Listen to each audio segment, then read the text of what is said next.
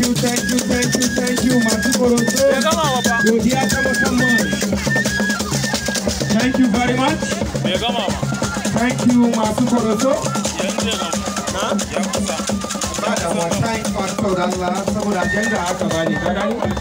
Please, thank you very much.